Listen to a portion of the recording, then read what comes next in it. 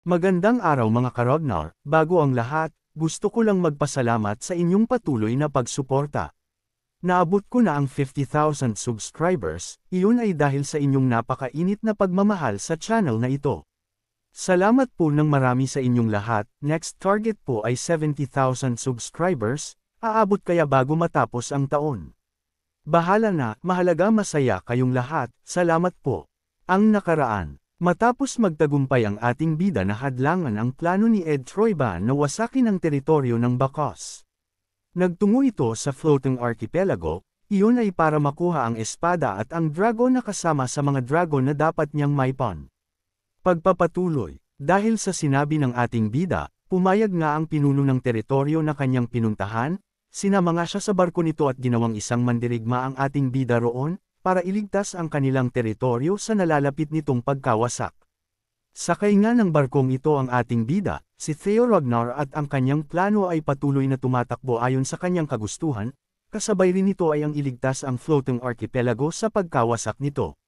Sa patuloy na paglalakbay ng pangkat ng ating bida sakay ang barkong ito, natanong na niya ang lugar na gusto niyang marating, sabi nito, sa wakas nakikita ko na, masayang sabi nito.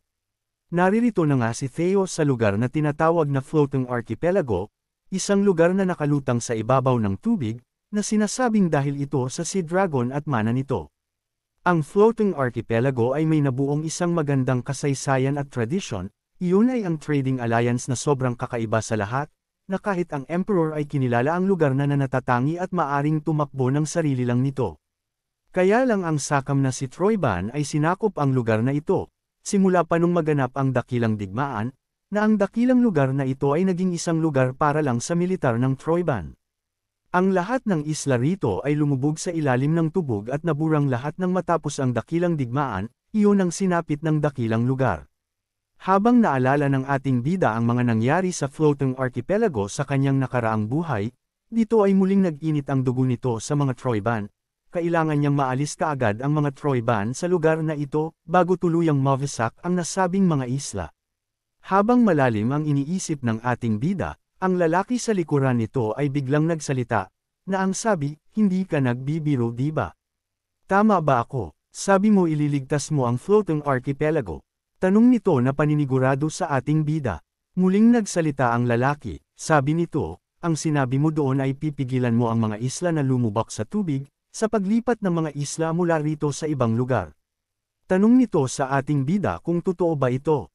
Kaya lang ang ating bida ay hindi sumagot sa mga sandaling ito, nakangiti lamang, na may kung anong bagay ang tumatakbo sa isipan nito sa mga sandaling ito, na tanging siya lamang ang nakakaalam ng paraan. At nagsalita ito ng maiksi lamang, sabi nito, oo. Tama ka, posible nga iyon, sabi nito, bilang kanyang tugon sa tanong ng lalaki na nasa kanyang likuran. Nasabi ito ng ating bida, iyon ay dahil sa Sea Dragon na naruroon sa pinakailalim ng floating archipelago, at iyon ay ang primordial dragon guardian. Mga sandali bago naglayag ang ating bida papunta sa floating archipelago, kinausap muna niya ang mga primordial dragon na na-encounter niya, sabi nito, ano tingin ninyo sa espadang ito? Tanong ng ating bida sa mga dragon na nasa paligid nito. Sabi ng dragon na ito, aba, isa iyang relic, sabi ng dragon na malakulay asul, sabi naman na parang itim na dragon, ang tawag dyan ay primordial dragon's relic, paliwanag naman ng isa. Ang ating bida ay sinusubukang hawakan ang relic na nasa kanyang harapan, kaya lang may kung anong kapangyarihan. Ang pumipigil sa kanya na hawakan ito, kaya nagtanong ito, bakit ang relic na ito ay incompatible sa mga Ragnar? Pagtataka nito, dahil hindi pinapayagan ng Ragnar na hawakan ito. Sinagot ito ng isa sa mga dragon, na ang sabi, mahirap ipaliwanag, pero, ang guardian ng Dragon Slayer Sword ay iniwan ang kanyang tungkulin, at tinakasan rin ang relic, ano? Tinakasan niya ang relic. Pagtatakang tanong ng ating bida. Sabi naman ng isa pang nilalang na parang ibon, nangyari na iyon dati, kahit na nakalimutan niya ang dapat niyang gawin, hindi na nito natuloy ang kanyang sinasabi, dahil naiyak na ito, na sinasabi rin na iyon ang kauna-unahang gumawa ng ganung bagay. Kaya nagtataka si Theo, sabi nito, ang takasan ang relic. Pwede rin ba ninyo gawin yun kung magbabayad kayo ng karampatang halaga? Pagtatakang tanong nito, Hindi maaari, isa iyong kabaliwan, sabi ng nilalang na ito kay Theo, na napakalabong gawin ang bagay na takasan ang isang relic ng mga primordial dragon. Dagdag pa ng parang ibong nilalang, tanging ang nilalang lang na iyon ang makakatakas sa ganung pangyayari, at nagawa pa niyang makatakas ng buhay, sabi nito, na ang tinutukoy nito ay ang Sea Dragon. Nakatingin pa ang ating bida sa relic sa kanyang harapan, sabi nito, ibig sabihin hindi lahat pwedeng gawin iyon, hindi na ako magtataka, ang mana na kumawala sa kanya ay sapat para palutangin ang isang buong archipelago, paliwanag nito. At dito ay may naisip na kung anong bagay ang ating bida, sabi nito, sandali lang, paano kung magawa kong puwersahin siya sa pamamagitan ng lakas, magagawa ko bang ilipat ang buong isla ng sarili ko lang? Tanong nito. Sabi ng dragon na ito, sa theory, oo. Pero kailangan mo munang ikulong ang isang iyon, sabi nito sa ating bida, na kailangan kalabanan talaga ng ating bida ang Sea Dragon, dagdag pa nito, makakaya mo ba iyon? Tanong nito, na isang ngiti lamang ang pinakita ni Theo, tanda na kaya niyang talunin ang nasabing dragon. Sabi naman ng dragon na ito na parang kulay green, kahit tinakasan niya ang relic, at nabawasan ang kanyang kapangyarihan, siya pa rin ay isa sa pinakamalakas na guardian, sabi nito na hindi madaling kalaban ang Sea Dragon. Ang ibong nilalang naman na ito ay nagtanong muna ng isang malinaw na bagay, sabi nito, sandali lang, kaya mo bang marating ang pinakailalim ng karagatan? Sabi naman ng ating bida, syempre naman may plano ako, sabi nito, na may isang ngiti na para bang isang kaduda-dod ang plano ang nasa isip nito. Dagdag pa ni Theo, may plano ako, plano kung paano makapunta roon, at kung paano ko ikukulong ang isang iyon, sambit nito ng malinaw, puno ng kumpiyansa na magagawa niyang talunin ang primordial dragon. Kasalukuyan, sa barko kung saan naroroon ang ating bida at ang kasama nito, sila'y nag-uusap, sabi ng lalaki, ang malaking estatwa na iyon, totoo bang may kakayanan iyon na iligtas ang isla? Nakakapagtaka kasi, dahil kahit ang mga matatandang nakatira sa isla ay hindi alam ang bagay na iyan, sabi nito. Sabi naman ng ating bida, nagdududa ka pa rin ba sa akin kahit na pinakita ko na sa iyo ang Dragon Slayer Sword? Tanong nito, hindi naman sa nagdududa, nag-aalala lang, nakataya kasi rito ang kinabukasan ng lupang sinilangan ko, naway nauunawaan mo ang aking sitwasyon ngayon, sabi nito. Sabi naman ng ating bida, okay, naiintindihan kita, dalhin mo ako sa lugar na iyon, sisiguraduhin kong iligtas ang inyong isla. Sabi nito na talagang hindi mawala ang ngiti sa mukha nito, dahil kaunti na lang ay mararating na niya ang lugar na dapat niyang puntahan. At isang notification system ang lumabas, na ang sabi, Dragon Slayer Sword, Balmang, hinihiling nito na bumalik sa kanyang orihinal na pagmamay-ari, hanapin ang likasayon nito, at talunin ang guardian, at tanggapin ang karapatang gamitin ang lakas nito. Patuloy na lumipas ang oras, at sa mga sandaling ito ay sumapit na ang gabi.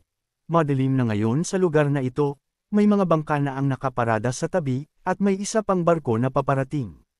Sa barkong kinaroroonan ng ating bida, ay payapa sa lugar na ito, na lahat kasi sila ay tinipon sa isang lugar para sa isang mahalagang misyon na dapat gampanan ng mga ito. Naririto ang pinuno nila, sabi nito, simple lang ang ating misyon, samahan ninyo ang taong ito papunta sa Colossus ng Creamhill, paliwanag ng kanilang leader. Dagdag pa ng leader, sa oras madala na ninyo siya roon, okay na ang lahat, siya na ang bahala sa mga susunod na mangyayari, na ang ating bida ay seryoso na sa mga sandaling ito, dahil nalalapit na ang paghaharap nila ng Sea Dragon.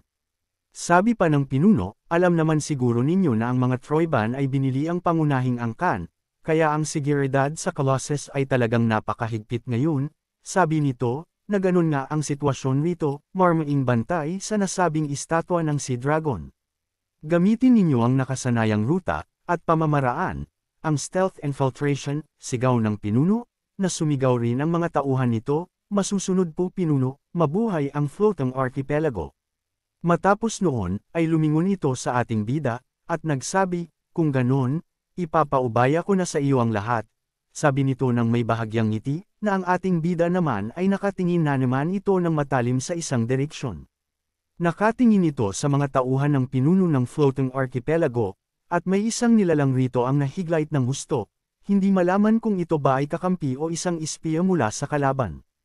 At ganun na nga ang nangyari, nagsimula na ngang kumilos ang pangkat na sinamahan ng ating bida. Ang nasabi ring estatwa ngayon ay napapaligiran ng mga bantay, nasa bandang ibaba na rin ang pangkat ng ating bida. Napakahigpit ng seguridad rito, kahit atautot ay hindi makakatakas sa mga ito. Ganun kat hindi binabantayan ng mga ito ang nasabing estatwa na akala mo naman ay mananakaw. Sa itaas na bahagi lamang ng nasabing lugar nag-iikot ang mga bantay, sa ibaba ay hindi napapansin ang ginagawa ng pangkat ni Theo, na kumikilos na ang mga ito para makalapit si Theo sa estatwa. Dito ay marahang pumasok si Theo sa isang pinto, ito ang lihim na lagusan para makarating siya sa mismong lugar na kailangan niyang malapitan. Ang mga kasama naman ni Theo ay naunang pumasok para magsilbing gabay ni Theo papunta sa target nitong lokasyon na dapat nitong puntahan, na napatulala ang isang ito sa kanyang nakita. At ayun na nga, walang kwenta ang mga hangal na bantay, dahil nakapasok na ang ating bida.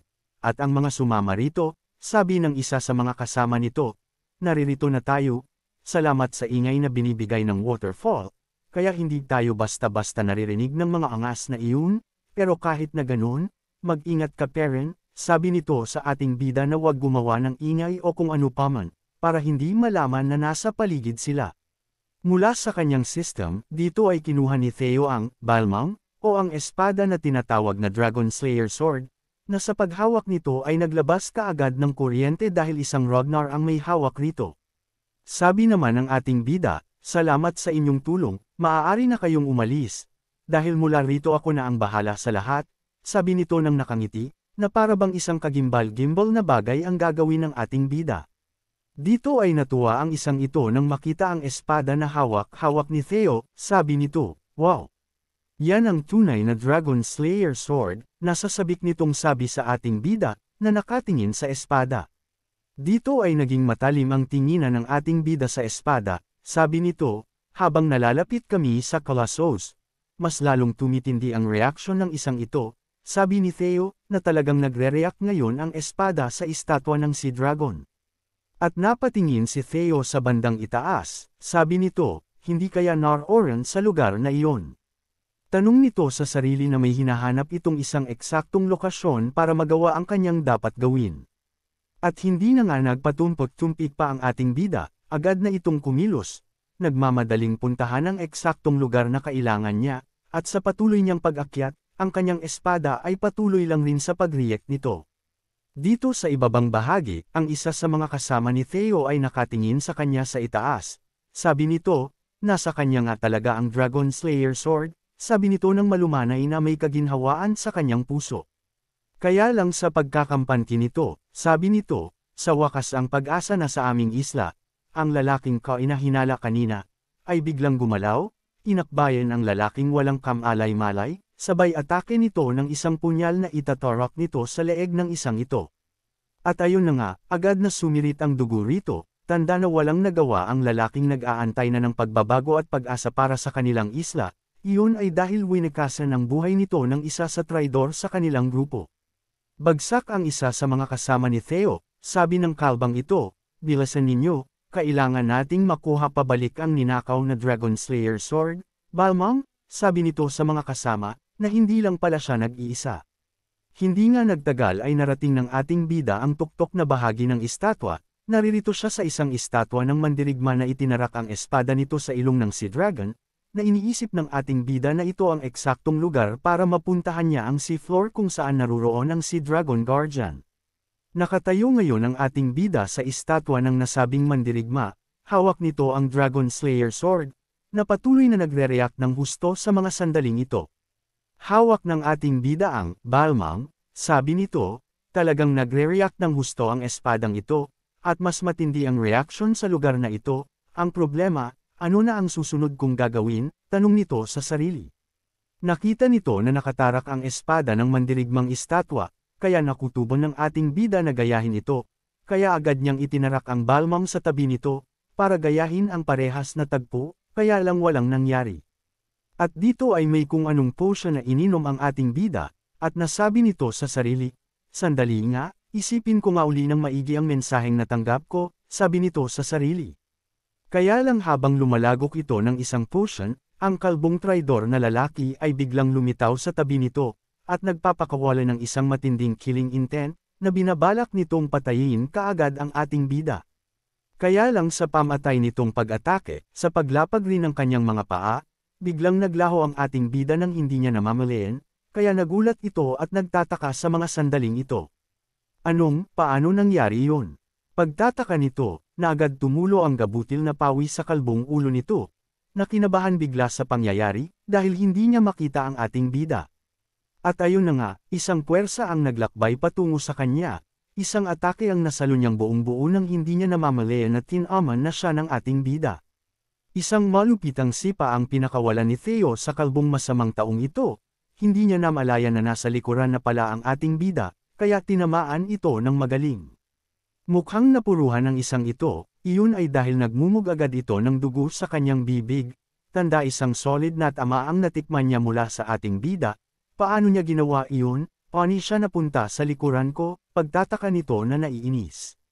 Sa lakas ng sipang iyon, agad nagkaroon ng distansya ang dalawa, napilit na pinipigilan ng kalbong lalaki ang kanyang pagtalsik palayo, na ang ating bida ay muling nakapwesto malapit sa estatwa ng mandirigma at ng espadang balmang. Nagmamadaling, lumapit ang mga kasama ng kalbong ito, okay lang po ba kayo Sir Gray? Sabi naman ng kalbong ito, okay lang ako. Huwag kayo mag-alala, sabi nito. Sabi pa ng kalbo habang nakatingin sa ating bida, malakas ang isang iyan. Huwag kayong pakampanti, paalala ng kalbo na ang tinginan ng ating bida ay parang isang lasing na sinasabi ng ngiti nito na, halika kayo, lumapit kayo nang matikman ninyo ang hinahanap ninyo. At ang mga bantay sa ibaba ng estatwa ay napatingala bigla. Iyon ay isang matinding ingay ang narinig ng mga ito mula sa itaas, na para bang may kung anong nawawasak. Nagkagulo ang mga bantay, sabi ng mga ito, narinig ba ninyo iyon? Parang may kung anong nababasag sa itaas, pag-aalala ng mga ito na hindi nila maintindihan kung saan nanggaling ang maingay na tinog. At ang isang dito ay nabaliw na sa kanyang nakita, sabi nito, halaka, tignan ninyo, ang Colossus ng Kriemhild, sabi nito na natatakot ang mukha nito. Patay na tayo nito, sabi niya sa mga kasama, dahil sila ang batnay. At ganito ang nangyari sa estatwa, kaya malilintikan sila, kaya lang ang tanong ay hindi nila alam kung anong naging dahilan nito. Ayun na nga, ang Colossus, ang estatwa ng si Dragon ay nawawasak na sa mga sandalan gito, unti-unting gumuguho. Ang estatwang matagal nang nakatayo, at simbolo ng floating archipelago ay naglalaho na ngayon. Ang pagkawasak kaya ng estatwa ay dahil sa ginawa ng ating bida, sinyales na kaya ito na makakaharap na niya ang si Dragon, o nawasak lang ito dahil sa pag-atakeng ginawa ni Theo. Abangan! Kung nagustuhan po ninyo ang aking recap, huwag sana ninyong kalimutan ang mag-subscribe, mag-like o mag-comment, makakatulong po ito ng malaki sa paglago ng channel, at makapagbigay pa ng magagandang kwento. Salamat!